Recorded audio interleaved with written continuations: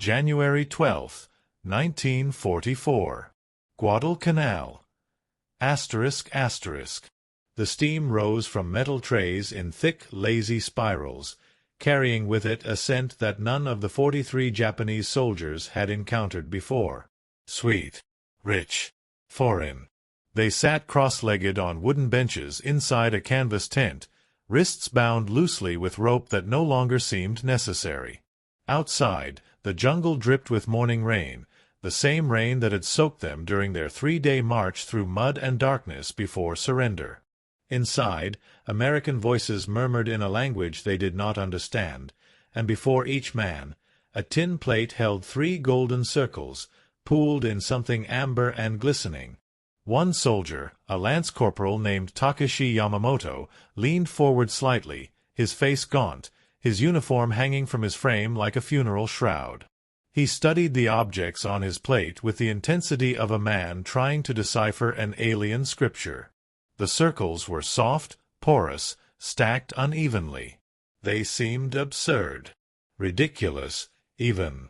A faint smile cracked across his cracked lips, not from joy, but from disbelief bordering on contempt. Around him, others mirrored his expression. Some shook their heads. A few chuckled, dry and bitter. This was American food? This was what the enemy ate before going into battle? It looked like something a child might play with, something without substance, without honor. An American private, no older than 20, gestured with his hand toward his own mouth, miming the act of eating. His eyes were not unkind. Takeshi hesitated. The smell was undeniable now, cutting through the fog of exhaustion and hunger that had lived in his stomach for weeks. He lifted the fork, another strange instrument, too large, too clumsy, and pierced one of the circles. It yielded easily, almost eagerly. He brought it to his mouth, and then he tasted abundance. To understand the laughter that preceded that first bite, one must understand the education of the Japanese soldier in the years leading to the Pacific War. From the moment conscription papers arrived at their homes, young men were taught that sacrifice was the highest virtue, that deprivation was strength, that hunger sharpened the spirit as a whetstone sharpens a blade. The Imperial Japanese Army did not feed its soldiers to satiate them. It fed them to sustain them, barely. A typical daily ration for a frontline infantryman in 1942 consisted of rice, about 800 grams if supply lines held, a small portion of pickled radish, perhaps a sliver of dried fish or miso paste if fortune smiled. On Guadalcanal, on New Guinea, on the countless malaria-soaked islands where the war bled into the jungle, rations dwindled to half that, then a quarter, then nothing at all. The phrase grass-eating campaign entered the lexicon of survival. Soldiers boiled roots. They chewed bark. They caught insects and called it protein. In the mountains of New Guinea, men died with their stomachs distended from consuming ferns and moss that their bodies could not digest. Lieutenant Hideo Wada, in his diary recovered near Buna in early 1943, wrote, "Today I ate a handful of weevils from the rice sack. They tasted of nothing. I am grateful. Grateful." This was the language of the Japanese soldier. Gratitude for weevils, for the privilege of suffering, for the honor of dying hollow. This deprivation was not accidental. It was doctrinal. The Senjinkan, the military code issued in 1941, enshrined the belief that material comfort was the enemy of the warrior spirit. "Do not live in shame as a prisoner," it commanded. "Die with honor." To be captured was to be erased. A prisoner of war did not exist in the eyes of the emperor, in the eyes of the homeland, in the eyes of one's ancestors. Therefore, no provision was made for prisoners. The concept itself was anathema.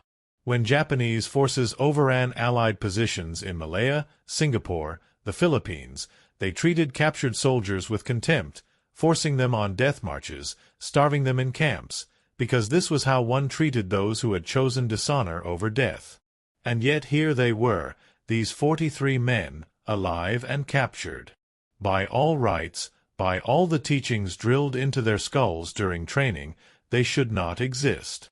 They should have charged into American machine gun fire, or detonated grenades against their own chests, or fallen on their bayonets in the old tradition. But exhaustion, starvation, and the creeping unspoken realization that death might not be the only option had driven them out of the jungle with their hands raised. Shame clung to them heavier than their rotting uniforms. They expected execution. They expected torture. At the very least, they expected neglect, a slow death in a cage, the kind they themselves had administered to Allied prisoners. Instead, they received pancakes. The American military doctrine regarding prisoners of war was rooted in pragmatism as much as morality. The Geneva Conventions of 1929, which Japan had signed but never ratified, required humane treatment, adequate food, and medical care for captured enemy combatants. The United States, despite the rage that burned through its population after Pearl Harbor, after Bataan, after the stories of atrocities filtered back from the Pacific, adhered to these rules with a rigidity that bordered on the obsessive. This was not kindness. This was strategy. A well-fed, well-treated prisoner was a source of intelligence. A broken, starving prisoner was a liability, a propaganda failure, a stain on the moral narrative that America was fighting a just war. But beyond intelligence gathering, there was something else at work, something deeper and less calculated. The American soldier, particularly the conscript from the farms of Iowa or the factories of Detroit, carried with him an assumption so fundamental that he rarely articulated it. Food was a right, not a reward. Abundance was normal. To sit down to a meal and leave it unfinished was unremarkable. The U.S. military supply chain, the most sophisticated logistical apparatus ever constructed, ensured that even on the front lines of the Pacific, even on godforsaken atolls where the nearest resupply ship was days away, soldiers received rations that dwarfed those of their enemies. C rations, K rations, hot chow when possible, meat, potatoes, bread, coffee, sugar, canned fruit, candy bars. The average American GI consumed roughly 4,000 calories a day. The average Japanese soldier, if he was lucky, consumed 2,000. Pancakes were not a luxury. They were breakfast. Flour, water, a leavening agent, a pinch of salt, cooked on a griddle and served with syrup, corn syrup, usually mass-produced and shipped in barrels across the Pacific. To the American private flipping them in a field kitchen, they were routine, perhaps even boring. To the Japanese prisoner tasting them for the first time, they were an incomprehensible decadence, a violation of everything he understood about war and sacrifice. Takeshi chewed slowly. The texture was unlike anything he had known. Soft, yes, but not in the way of rice, which required careful cooking, careful rationing, careful gratitude. This was soft with an almost offensive ease, as if it had surrendered to his teeth without resistance. The sweetness of the syrup, maple syrup though he did not know the name, flooded his mouth, and for a moment his mind rebelled. This was wrong. This was too much. He swallowed, and the warmth traveled down his throat, into his stomach, and the hunger that had lived there for so long recoiled, confused, almost angry. Around him, others had begun to eat. The laughter had died. In its place, a silence far more unsettling. Private Hiroshi Tanaka, who had mocked the pancakes moments before, now ate with his head bowed, tears streaming silently down his face. Corporal Kenji Sato stared at his plate as if it were a betrayal, as if accepting this food was a final, irrevocable severing from the world he had known. Another man, whose name no record preserves, set down his fork after 2 bites and pressed his palms against his eyes, shoulders shaking. The American guards watched, uncertain.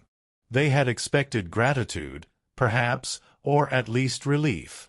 Instead, they witnessed something closer to grief.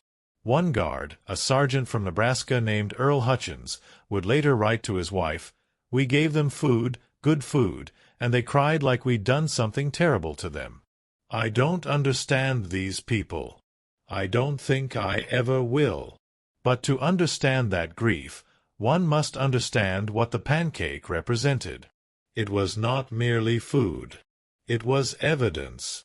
Evidence that everything they had been taught was a lie. They had been told that America was weak, soft, a nation of individualists and cowards who valued comfort over duty. They had been told that American soldiers were poorly trained, poorly motivated, that they would crumble under the spiritual superiority of the Japanese warrior. They had been told that deprivation was strength, that the ability to endure suffering was the mark of a superior civilization. And here was a pancake, golden and dripping with syrup, prepared not for officers, not for a special occasion, but for prisoners, men who, by the code they had lived under, deserved nothing.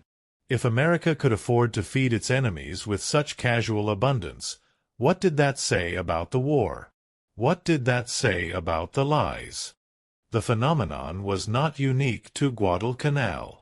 Across the Pacific theater, as the war ground toward its inevitable conclusion, Japanese prisoners of war encountered American food with reactions that ranged from shock to despair to reluctant gratitude.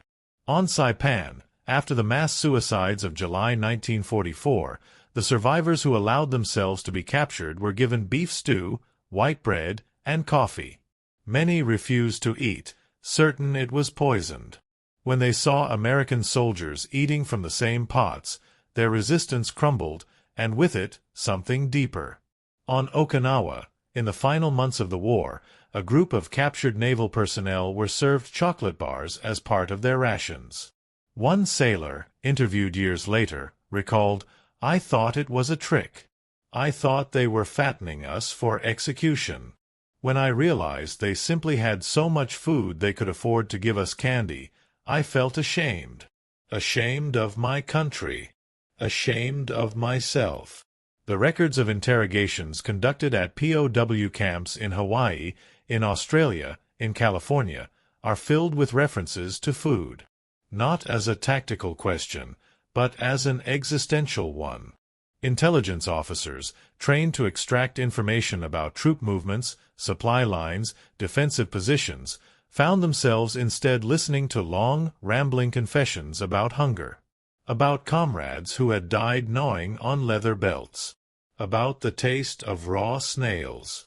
About the day the rice ran out and the officer ordered them to attack anyway, on empty stomachs, because the emperor required it.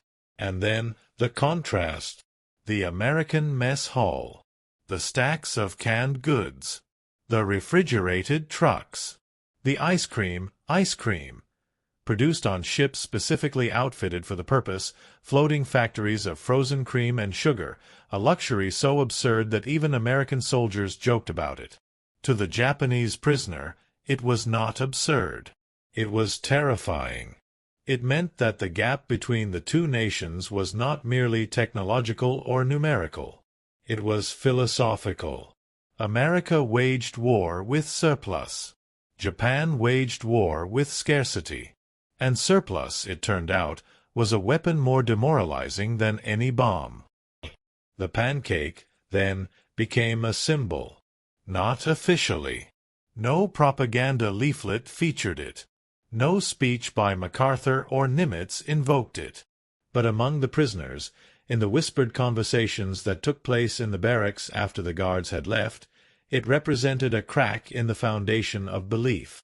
If the enemy fed its captives better than the empire fed its soldiers, what did that mean for the divine mission of the Greater East Asia Co-Prosperity Sphere? If abundance was weakness, why had abundance won?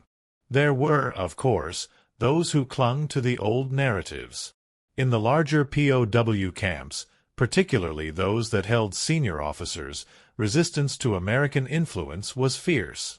Groups formed, secret societies dedicated to preserving the code of Bushido, to ensuring that when the war ended, and they still believed Japan would win, even as late as 1945, they would return home with their honor intact.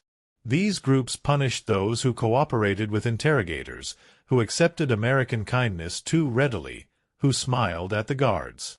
Food became a battleground. To eat American food was to collaborate. To refuse it was to resist. But hunger is a practical tyrant. Ideology cannot fill a stomach. Slowly, incrementally, even the most fervent resistors found themselves reaching for the pancakes, the eggs, the bacon. And with each bite, the resistance weakened.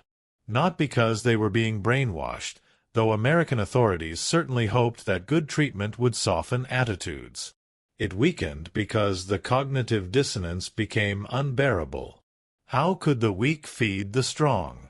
How could the decadent outproduce the disciplined? The only answer was that the premise was false. And if the premise was false, what else was a lie? The psychological impact of this realization was documented, though not always intentionally. The U.S. military employed Nisei soldiers, Japanese Americans, as interpreters and interrogators. These men, many of whom had families in internment camps back in the States, found themselves in the strange position of mediating between two worlds. Their reports, filed in the archives of the War Department, are remarkable for their empathy. Sergeant Kazuo Yamane, working at a camp near Brisbane in 1944, wrote, "They ask me why we are treated well. I tell them it is the American way. They do not believe me. They think it is a trick, a strategy to make them weak. I do not think they understand that for Americans, this is not a strategy. It is simply normal. Normal." That word appears again and again in the accounts. What was extraordinary to the Japanese prisoner was mundane to the American captor. The abundance was not a display of power. It was the baseline. And that normality, that unthinking generosity born not from virtue but from sheer logistical capacity, was more destabilizing than any interrogation technique. Some prisoners, confronted with this new reality, retreated into silence. Others became eager collaborators, not out of cowardice, but out of a desperate need to make sense of the senseless. They volunteered information, they taught Japanese language classes to American soldiers, they made propaganda recordings urging their comrades to surrender. These men, branded as traitors by the hardliners in the camps, saw themselves as pragmatists, or perhaps as converts to a new faith. The faith of the full belly. The faith that said survival was not shameful, that abundance was not decadence, that a nation which could afford to feed its enemies with pancakes and syrup was a nation that had already won. By the summer of 1945, as the war entered its final, apocalyptic phase, the number of Japanese POWs in American custody had grown to over 5,000. A minuscule figure compared to the millions of German and Italian prisoners held in camps across the United States, but significant nonetheless given Japan's cultural resistance to surrender. These men, scattered across facilities in the Pacific and the American mainland, lived in a kind of temporal limbo. The war continued. Their comrades continued to die. And they ate 3 meals a day. At Camp McCoy in Wisconsin, Japanese prisoners worked in the camp kitchens alongside American cooks. They learned to make hamburgers, apple pie, mashed potatoes. At first, the work was assigned as punishment, a humiliation. But the men who worked there began to take a strange pride in it. The recipes were precise. The portions were generous. There was a logic to it, a system. One prisoner, a former schoolteacher named Hiroshi Nakamura, later recalled, "I learned that America did not win the war with tanks or planes. They won it with flour and sugar and beef. They won it before the first shot was fired." This was not quite true, of course. America won the war with industrial might, with strategic bombing, with the atomic bomb. But Nakamura's insight was not without merit. Logistics, the unglamorous science of supply, was the invisible foundation of American victory. The ability to project not just military force but also material comfort across the vast Pacific, to ensure that soldiers on remote islands received mail, hot meals, cigarettes, even beer, was a feat of organization that no other nation could match. Japan, by contrast, had devoted its limited resources almost entirely to offensive capability. Its supply lines were fragile, its merchant fleet woefully inadequate, its agriculture stretched thin. By 1944, civilian rations in Tokyo had been reduced to near-starvation levels. Soldiers in the field fared even worse. The pancake, in this context, was not just a breakfast item. It was a microcosm of systemic difference. It was wheat grown on American plains, milled in American factories, shipped in American cargo holds, cooked on American stoves, and served by American hands that had never known the gnawing, constant hunger that defined life in the Japanese Empire. To eat it was to ingest a worldview. After the war, the men who survived captivity faced a different kind of struggle. Repatriation was slow, chaotic. Many did not return to Japan until 1946 or even 1947. When they did, they found a nation destroyed, occupied, and psychologically shattered. The emperor had spoken on the radio, his voice thin and crackling, and announced surrender in language so archaic that many listeners did not understand what he was saying. The divine mission had ended not in glorious death but in exhaustion and atomic fire. For the former POWs, reintegration was fraught. Families disowned them. Employers refused to hire them. They were ghosts, men who had violated the most sacred duty by choosing life over death. Some changed their names. Others moved to remote villages where no one knew their shame. A few, unable to bear the weight, took their own lives. But others, quietly, began to speak. In the decades that followed, as Japan rebuilt and transformed into an economic power, as the generation that had fought the war aged and memory softened the edges of trauma, some former prisoners shared their stories. They spoke at schools, to journalists, to historians. And invariably, the story of food emerged. Not the battles, not the strategy, the food. Takeshi Yamamoto, the lance corporal who had laughed at his first pancake, lived until 2003. In an interview conducted in 1998, he said, "I tasted that syrup, and I understood that we had lost before we began. Not because they were braver, not because they were smarter, because they had so much, and we had so little, and they did not even realize how much they had. That is power. That is victory." The pancake endures in memory not because it was unique, but because it was universal. Every prisoner who tasted American food tasted the same revelation. Some rejected it. Some embraced it. But none could ignore it. It was the unintended consequences of abundance made manifest. The United States did not set out to demoralize its enemies with breakfast. It simply fed people the way it always fed people, generously, efficiently, without much thought. And that thoughtlessness, that assumption that food should be plentiful and varied and available, was more alien to the Japanese soldier than any weapon, any tactic, any ideology. In the end, wars are won by many things. Firepower, strategy, will. But they are also won by the quiet, unglamorous realities of logistics, of supply, of the ability to keep an army fed and functioning across continents and oceans. The Japanese Empire, for all its martial tradition, for all its emphasis on spiritual strength and self-sacrifice, could not overcome the simple fact that its soldiers were starving and its enemies were not.